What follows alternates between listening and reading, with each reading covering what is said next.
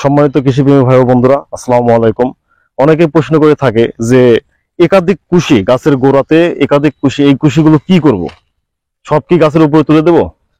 আসলে সব কুশি তোলার তো দেখা গেছে সম্ভব হয় না, কারণ সব জায়গা আমরা দিতে পারবো না। সেক্ষেত্রে আমরা নিচের এই যে পাতাগুলো আছে, এই পাতাগুলো কিছু ছিঁড়ে দেব।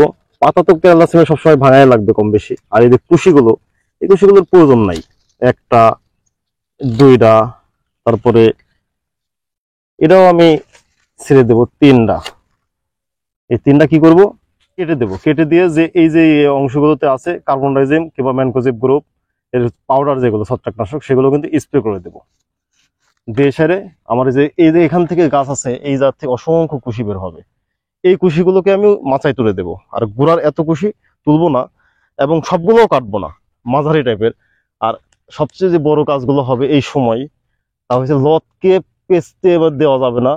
ডেইলি প্রায় আপনারা এই লতগুলো ঘুরাইয়া দেবেন, তাতে আপনি একরেট একটা ফলন পাবেন।